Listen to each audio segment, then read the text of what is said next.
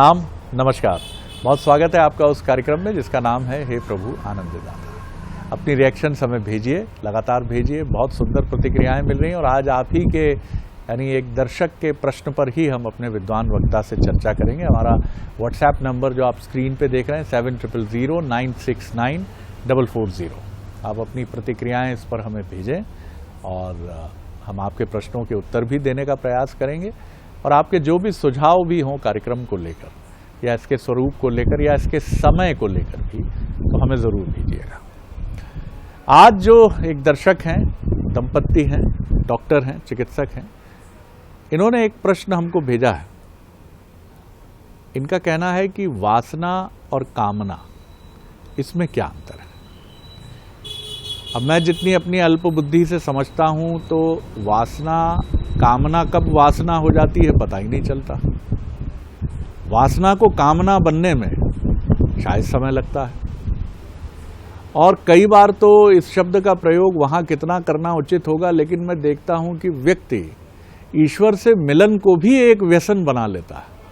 उसकी पवित्रता समाप्त हो जाती है, क्योंकि वासना शब्द मैं प्रयोग नहीं करना चाहूंगा। लेकिन वासना जैसा एक शब्द है जिससे सुनकर ही एक अजीब सा भाव मन में उत्पन्न होता है, क्योंकि वासना एक ऐसे अंधे आकर्षण की तरफ हमको ले जाती है जिसमें मूल्य, मर्यादाएं, नैतिकता कहीं दिखती नहीं। ईश्वर प्राप्ति की कामना हो सकती है, ईश्वर प्राप्ति की वासना नहीं हो सकती कभी। तो क्या यही अंतर है कि ये तो मैं अपनी अल्प बुद्धि से सोच रहा हूं, लेकिन ये बड़ा महत्वपूर्ण सवाल है कि कामना वासना ही बनकर क्यों हमें भटकाए रखती है और हमारी वासनाएं कामना कब बन जाती है, और इसके लिए क्या दहन करना पड़ता है, क्या हमें पीछे छोड़ना पड़ता है, और हमारा जो मन है ये हमें क्यों इतना परेशान करता है कि कामना ईश्वर की तरफ जाने की है, लेकिन अंतिम क्षण तक वासना ही पीछा करती रहती है।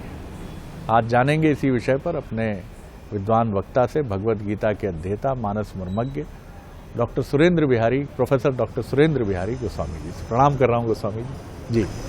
आज आपने दो बड़े सुंदर शब्द, सबसे पहले प्रश्नकर्ता जो है जी, उनकी जिज्ञासा के लिए मैं उनको यहाँ से साधुवाद देता हूँ कि उन्होंने अच्छी जिज्ञासा व्यक्त की है जी।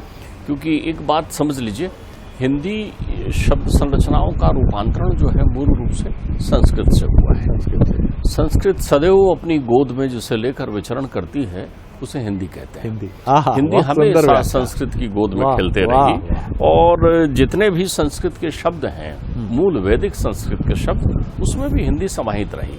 हमारे शुद्धशील जो चिंतक और संत और साहित्यकार हुए, उनने वहां से उन मोतियों को चुन करके निकाला और एक भाषा बना दी। फूल उसी उपवन से चुने, फूल उसी विराट वन से चुने और उससे एक छोटा उपवन बना दिया, वन से उपवन बना दिया और वो उपवन हिंदी बन गई। वासना और कामना दोनों चलित रूप में देखने में नकारात्मक शब्द लगते हैं लोगों को। लोग समझते हैं कि अध्यात्म के रास्ते में सबसे बड़ी बाधा है, लेकिन ध्यान रखिए दोनों अध्यात्म के मित्र हैं।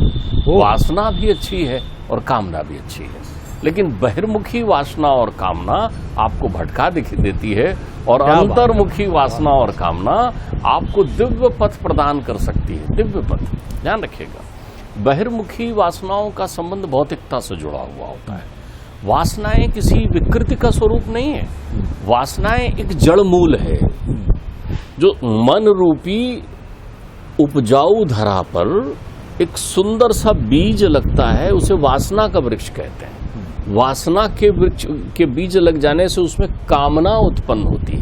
वासना विहंगम बड़ा शब्द है, कामनाएं छोटी है, कामनाएं संकुचित होती है। कामना कभी एकाग्र भी हो सकती है। आपकी कामना है कि बिटिया की शादी हो जाए, आपकी कामना का संबंध प्रभावपूर्ण इच्छा से भी हो सकता है, या अतिरिक्त इच्छाओं को भी आप कामना कह सकते हैं, या संभावित इच्छाओं को भी आप कामना का नाम दे सकते हैं। अर्थात कामना अतीत भी हो सकती है, कामना वर्तमान भी हो सकती है और कामना भविष्य की भी हो सकती है। अतीत, मेरी तो कामना थी कि तुम ये बनो लेकिन तुम नहीं बन पाए, ये अतीत की होगी। मेरी तो कामना है कि तुम ये काम करो, अब वो कामना है। मेरी तो कामना है शुभ कामना, आपने शब्द सुना होगा, कामना लग गया उसके साथ। आप शुभता की परिकल्पना कर रहे हैं, आप शुभता का वो इच्छित स्वरूप उसे प्रदान कर रहे हैं जो भविष्य से जुड़ा हुआ है। इसके लिए आप कह रहे हैं शुभ कामना। ध्यान रखिए, कामना में वासनाएं हैं, क्योंकि वासना रूपी वृक्ष से जो सुगंधित पुष्प निकला हुआ है उसे आप कामना कहते हैं।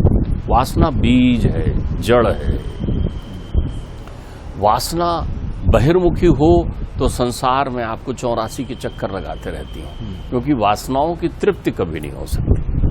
वासनाएं कभी भी तृप्त नहीं पा सकती। वासनाएं एक के बाद एक स्वरूप बदलती हैं, उनके अनेकों रूप होते चले जाते हैं।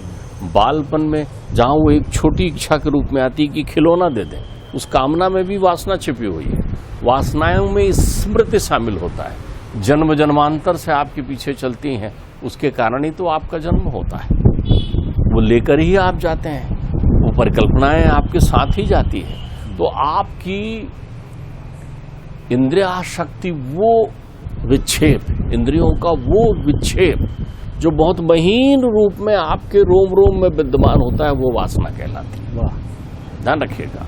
और उन वासनाओं का वो फलित स्वरूप जो विहंगम बनकर आपके सामने आता है, वो कामनाएं कहलाती हैं। अब ये अध्यात्म के लिए अच्छी क्यों है? वासनाओं को बहिर्मुख से जब आप अंतर्मुख करते हैं तो अंतर्मुख में वासनाएं ही आपको एकाग्र बनाती हैं। वासना का समन उपासना से किया। अरे क्या बात है, वाह वाह वाह, बहुत सुंदर बात है, वाह। वासना का समन हो जाता है, वो बहुत सुंदर बात है, बहुत सुंदर बात। ये वासनाएं बाहरी क्षेत्र में वासनाएं कहला रही हैं, भीतरी क्षेत्र में ये उपासना का स्वरूप धारण कर लेती है। और जब उपासना ले लेती हैं तो ये आपको दृढ़ता प्रदान करती है, आपके जीवन दृढ़ता। आप ध्यान रखिएगा, बहिर्वासना से अहिल्या जड़ स्वरूप में हो गई। बहिर्वासना से जड़ हो गई। गौतम ऋषि की पत्नी अहिल्या जड़वत हो गई, जड़ स्वरूप में विद्यमान हो गई। लेकिन वही बहिर्वासना को उसने प्रायश्चित स्वरूप जब भीतर में धारण किया तो वो उपासना बन गई। परमात्मा को आना पड़ा वहां पर उसकी उपासना को पूरा करने के लिए। ये वही वासना थी, ध्यान रखिएगा। ठीक बात है। बहिर्वासनाएं आपको बहिरंग पर आकर्षित करती हैं। सारा बहिरंग बहिर्वासना की उत्पत्ति है। वासनाओं का मूल स्थान बुद्धि, चित्त और मन होता है। बुद्धि, चित्त और मन होता है। यही अंतर, जो आपका अंतर्मन है, वो बुद्धि, चित्त और मन में ये वासनाएं विद्यमान होती हैं, जो प्रकट होती हैं उन इंद्रियों के द्वारा, बहिर्मुख होकर के प्रकट हो जाती हैं आपके पास में। अब आप देखिए, जैसे आपको वासना का एक सुंदर स्वरूप, एक उदाहरण में बताऊं। मैं कई बार लोगों को ये उदाहरण देता हूं कि 16 श्रृंगार किए हुए एक अत्यंत रूपवती स्त्री, अत्यंत रूपवती स्त्री, जैसे गंधर्व लोक से आ रही है, जैसे संसार की कोई अप्सरा चली आ रही हो, इतनी रूपवती स्त्री 16 श्रृंगार करके बढ़िया सुंदर छमछम पायल बजाते हुए आपकी तरफ बढ़ती। आप अपलक उसे देख रहे हैं, मंत्रमुग्ध हैं, समाधिस्थ हैं, आपके नेत्रों में एकदम स्नेहिल वासनाएं टपक रही हैं। पास आकर वो आपके भाल पर तिलक लगाती है और हाथ में रक्षा सूत्र बांधती है। वो आपकी बहन है, वो आपकी बहन है। अब आप देखिए, ये वासना थी बहिर्मुखी, जो भीतर में उपासना के स्वरूप में विद्यमान थी। इसने ही आपके चित्र को प्रभावित किया हुआ है, महज एक संबंध के आधार पर। और वही स्त्री यदि आपकी अर्धांगिनी हो तो आपकी ये वासना दूसरा स्वरूप ले लेगी। वासना बहुरूप धारणी है। बाप रे, ओह, वासना बहुरूप धारणी है, एक स्वरूप से समाप्त होकर दूसरा स्वरूप प्रकट कर लेती है। यही वासनाएं हैं जो स्वप्न का स्वरूप धारण करके भी आपको निद्रा में अपने आगोश में लेती हैं। यही वासनाएं। बहुत बहुत गहरी बात आप कह रहे हैं। क्योंकि अतृप्त वासनाएं जो है, ये आपको निद्रा और स्वप्न के माध्यम से अनेकों रूप का दर्शन कराती हैं, जो जन्म जन्मांतर से आपके चित्त में विद्यमान है। कभी आप गहरे कुएं में गिरने लगते हैं, कभी आप जल वृष्टि में भीगने लगते हैं, कहीं आप जलने लगते हैं, कहीं आपकी मृत्यु होने लगती है। जन्म जन्मांतर की वो स्मृतियों का जो ओज है, जो भास है, वो वासना के स्वरूप में आपके जीवन में चल रही है। तो इसीलिए इसका बहुत सुंदरतम तरीका है जो बना हुआ शैली, वो है उपासना। वासना का शमन आप उपासना से करिए। तो उपासना से करने से क्या होता है? चित्त को ठीक करते, मन को ठीक करते और बुद्धि को ठीक कर देते। वाह साहब, क्या सूत्र है। देखिए आप, उपासना देखिए, अब एक बीमार करता है, एक चिकित्सक की तरह उपासना, वासना बीमार कर रही है और उपासना उपचार कर रही है। लेकिन उपासना में भी वासना समाहित है, अंतर्चित्त की। ठीक बात, उसके ठीक दो बात। रूप हैं, बहिरंग और अंतरंग। अंतरंग, हाँ। मैंने अभी आपसे प्रारंभ में कहा था कि यही वो वासनाएं हैं जो अध्यात्म की मित्र भी हैं। जिसमें जितनी प्रबल वासनाएं होंगी उसमें उतनी दृढ़ता आएगी, उतनी दृढ़ता आएगी, ध्यान रखिएगा आप। अब ये वासनाओं के पुष्प हैं कामनाएं, ये तो छोटी मोटी चीजें हैं। वासना ना हो तो कामनाएं होंगी ही नहीं आपके पास में। सही तो बात जैसे ही आप उपासना करने लगे तो उपासना के वो सुंदर पुष्प बन जाएंगी कामनाएं आपकी। ध्यान रखिएगा, फिर तो वो सुगंधित पुष्प हो गए ना, उस वाटिका के पुष्प हो गए ना, फिर आपकी कामना क्या होगी? कौन सी कामना कर रही हैं गोप सखियां? आहा, देखो तो इस कितना सुंदर भाग है बांसुरी का, काश मैं बांसुरी हो जाती, काश मैं बांसुरी हो जाती, मेरे कन्हैया के अधर रस का पान करती। अब देखिए, बहिर्वासना से इसके अर्थ आप प्रतिकूल दिशा में लगा सकते हैं कि अधर रस का पान करना, ये बहिर्वासना में जो है उपासना की भ्रांति नहीं है, लेकिन अभी अंतर्वासना में उसके साथ वो कह रही है कि बंसी है तो पुरुष जात की। बांसुरी कौन सी जाति की कह रही है? पुरुष जात की। न जाने वो कौन सा बांस होगा, जल क्षेत्र के कौन से किनारे उत्पन्न हुआ होगा, कितने जन्मों की साधना बनी हुई होगी कि उस बांस उसे बांसुरी बन के कन्हैया अधरामृत का पान कर रही है। भाव देखिए आप उसमें। अब उसमें कृष्ण की बांसुरी के बंसी की प्रक्रियाओं में उनके चित्त में वासना उमड़ रही है कि काश मैं बांसुरी हो जाती। फिर बांसुरी में अब वासना का कैसे तुरोहित? कृष्ण से कहा करो कि जब मैं रोटी बना रही हूं तो बांसुरी न बजाए। बोले क्यों? रखी रखी कल्ले में रोटी जल गई। रखी रखी, देखिए अब वासना उपासना में परिवर्तित हो गई है। जब वासना उपासना में परिवर्तित हो जाए तब आत्मा की अनुभूति आपको होने लगती है। हमारे साथ समस्या क्या है? हमने आत्मा को एक ऐसा रहस्य बना लिया है अपने जीवन में कि हमारी वासना बहिर्मुख होकर भीतरमुख में अपना स्वरूप नहीं ले रही है, तो हम आत्मा अनुभूति नहीं कर पाते। हमने आत्मा को रहस्य बना लिया। अच्छा, आत्मा क्या होता है? आत्मा को हम भूत प्रेत के रूप में देखने लगे हैं। आत्मा की परिकल्पना हमें करते हैं, अच्छा वो जो भूत घूमते हैं वो आत्मा घूम रही है, किसी की आत्मा किसी के शरीर में आ गई बोलने लगे हैं। आत्मा जो साक्षी भाव से अनंत रहकर तेरे चित्त में आनंद स्वरूप में विद्यमान है, उसका रस पी तो वासना तृप्त हो जाएगी। उसी का रसपान कर। वाह। रसो वैसा, हमारे यहाँ तो वेद पुकार पुकार के कह रहा है वो रस है, वो रस है। तो रस कौन पिएगा? जो उपास होगा। उपास कौन होगा? जो उपासना में होगा। और उपासना में कौन होगा? जिसकी वासना अंतर्मुखी हो चुकी होगी और भीतर विद्यमान होगी, तो जन्म जन्मांतर की वासनाएं तृप्त हो जाएगी। तो लगाना वासना का जोर किसने मना किया है? बहिर्मुख संसार से लगाओगे तो जड़ में वासना चिपकती नहीं है, वो निरर्थक है। बहुत वासना थी रूप की, बहुत आकर्षण था संसार की सारी प्रक्रियाओं की। किसके आधार पर? हमने देह गेह को आगे बढ़ाया तो देह भी शिथिल हो गई, गेह भी शिथिल हो गई, वासना शिथिल नहीं हुई। वासनाएं शिथिल नहीं हुई। बाहर में बहिरंग वासनाएं इंद्रियों को वशीभूत करती है, इसलिए आपकी इंद्रियां कभी तृप्त नहीं होती। बहिर्वासनाएं जब इंद्रियों से चिपकती हैं ना, तो पाप मूल बन जाती हैं। ये भीतर आती हैं तो पुण्य मूल हैं। जैसे ही आपने भीतर उपासना में रखा तो वो पुण्य का मूल है। मूल का अर्थ होता है जड़, जड़, और बहिर्पर क्षेत्र में पाप का मूल है। आपकी इंद्रियां कभी भी दर्शनार्थ हमेशा उसमें एक तृष्णा विद्यमान कर देती हैं। मृग तृष्णा वासना का प्रत्यक्ष स्वरूप है। भौतिकता पर क्षेत्र में जिसको आप मृग तृष्णा कहते हैं, तृष्णा वासना का प्रत्यक्ष स्वरूप है। तृष्णा वासना का वृक्ष है, संसार में वृक्ष है अनंत। कभी आंखें संतुष्ट नहीं हुई, चश्मा पे चश्मा लग गए, लेकिन हमने वो देखना बंद नहीं किया। हम बिल्कुल टकटकी लगाए संसार को देखते रहे, हमारी आंखें भी मुंदने लगी तो हमको खुली आंखों से संसार ही दिखते रहा, जो फिर जन्म जन्मांतर में वही जंजीर और बेड़ियां लेकर आया, जिन्होंने हमारी इंद्रियों को जकड़ रखा है। वासना उस बेड़ियों की तरह है जो इंद्रियों को कस लेती है, ताकत से नहीं जाएगी। ठीक बात। ध्यान रखिएगा। अब कामनाओं का चिंतन देखिए। कामनाओं में काम शब्द लगा हुआ है। मैं फिर यहां आपको बता दूं कि हमारे काम अनंग हैं।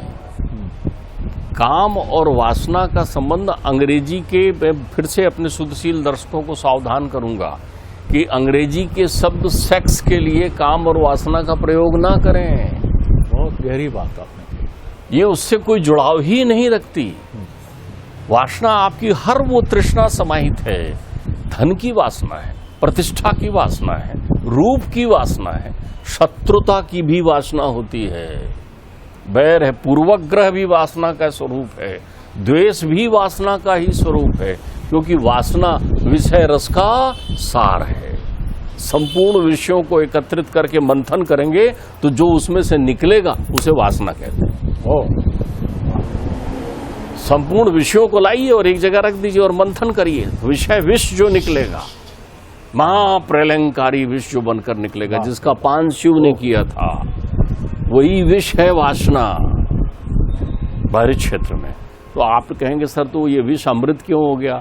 अरे सारे विषयों की औषधि भी तो वही है, कांटा कांटे से ही निकलता है। ध्यान रखिएगा। सर्प के कांटे में भी उपचार करने के लिए विष ही काम करता है। वहां एंटीडोट वही है, विष को विष से ही निकालते हैं। आपने देखा होगा अभी महामारी आई थी, उस समय जो इंजेक्शन बने थे वो भी कहते हैं उसी से बने थे, ताकि आपके शरीर में उसकी प्रतिरोधक क्षमता आ जाए। वायरस से ही वायरस तो वासना उपासना से जाती है, इसलिए उपासना भी एक प्रकार की वासना है। आप देखिए ना, आप घर में भौतिक रूप से देखिए, आपको तकलीफ है, माँ को 2 घंटा लगता है रोज पूजा में, अब चलना जल्दी है, लेकिन माँ कह रही है हमारी भी पूजा नहीं हुई है, वासना की तरह चिपक गई। वो उपासना, वो अपना जीवन संभाल रही हैं। एक दिन बैठे बैठे एक महतारी की आंखों के नेत्रों से जल बहने लगे। घर के लोगों ने सोचा कि हो सकता है बहुत दुखी हैं इसलिए रो रही होंगी। उनको नहीं समझ रहा था कि वो कौन सी श्रेणी में पहुंच चुकी हैं। उनका मन निर्मल हो गया है, उनकी बुद्धि विवेक में परिवर्तित हो गई है, उनके चित्त में आनंद विद्यमान हो गया है और आंखों से अश्रुपात होने लगे। जब तुम्हारे आंखों से उस परब्रह्म परमात्मा के लिए, उस प्रियतम के लिए आंसू निकले, तो तुम समझ लेना तुम्हारी वासना उपासना में परिवर्तित हो गई है। तुम्हारा काम तिरोहित हो जाएगा, तुम्हारा वो अनंग काम, तुम्हारी वो इच्छाएं, तुम्हारी वो फलश्रुति सब समाप्त हो जाएगी। आप जीवन में परमानंद की अनुभूति करने लगेंगे। लेकिन ये अनुभूति चूंकि आपके जीवन में नहीं है, आप बहिरंग गृहस्थ हैं, गृहस्थ के जीवन में कामना ना हो तो कैसी बात होगी? तो कामना को क्या कर लें? सत्कामना में परिवर्तित कर लीजिए। आपके अंतर चित्त में जो कामना भी उत्पन्न हो, सत्कामना। अब आप देखिए सत्कामना के सुंदर उदाहरण। आप यदि सोच रहे हैं भौतिक रूप से कि आपका पुत्र अच्छी आदतें सीखे, अच्छे संस्कार सीखे, आप माता पिता के साथ अच्छे से रहें, आप जो है सबके साथ मधुरता से बात करें, आप घर के संचालन के लिए धन प्राप्त करें। अब आप देखिए, आप अपनी वासना और कामनाओं को सत्कर्म में लगा रहे हैं। क्या बात! आपके चित्त में कहीं अहित नहीं है, कहीं प्रतिलोम दृष्टि नहीं है आपके चित्त में। आप मनुष्य जीवन के सारे काम कर रहे हैं। अब ये उस श्रेणी में आप बैठे हैं जहां से आप उपासना को प्राप्त कर सकते हैं। आपकी पात्रता आ रही है, आप शनय शनय जागृत हो रहे हैं, आप समझ रहे हैं प्रक्रियाओं को। तो सबसे पहले सत्कर्म में लगिए। जो सत्कर्म में लगता है उनकी वासना भी शुभता लेकर आ जाती है, उनकी कामना में भी शुभता आ जाती है। इतनी सुंदर आपने व्याख्या की कि मन भीग भी गया और एक क्षण के लिए बड़ा सशक्त भाव कौंधा कि सही हे ईश्वर, वासना का रूप अंतरंग क्यों न करते हैं, क्यों ना आपकी कृपा से भीतर का हो जाए। दिवाली नज़दीक है, हम सब बाजार में हैं, कोई टीवी बदल रहा है, कह रहा था कि 24 इंच का था भैया, अब 48 इंच का ले रहा। इससे भी मन नहीं भरेगा। 102 इंच का 5 साल बाद लेने फिर पहुंचेंगे। 800 से शुरुआत की थी मारुति से, आल्टो पर आए, ऑल्टो से i20 पर आए, माफ कीजिएगा ब्रांड्स के नाम ले रहा हूं लेकिन सिर्फ उदाहरण के लिए। फिर SUV पर आ गए, SUV से भी मन नहीं भरा। अब वो जो राजा बाबू लोग बैठते हैं उस गाड़ी का मन है, बच्चा पूरी करेगा। अच्छा देखना, ये 25 लाख वाली जो गाड़ी है ना, एक दिन इसमें बैठेंगे। 5 घर हो चुके हैं, 2 प्लॉट भी हैं, लेकिन अभी भी कहते हैं मन नहीं भरा भैया। जब तक तालाब के किनारे एक छोटा सा ही फ्लैट ना मिल जाए, जुहू की तरह खिड़की समुद्र की तरफ खुले। कितनी सुंदर बात डॉक्टर साहब ने कही, वासना कभी पूर्ण नहीं होती, भरमाती रहती है, भटकती रहती है, और ये इसका कोई अंत नहीं।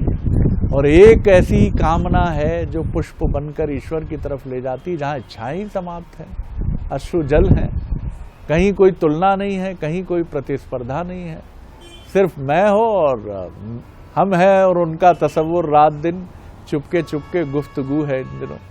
तो कितनी सुंदर बात है, उपासना, उपास्य हो जाए आप, आपके भीतर उपासना का तत्व इतना प्रबल हो जाए, सारी वासनाएं, कामनाएं सब समाप्त हो जाए और सिर्फ उपासना हो।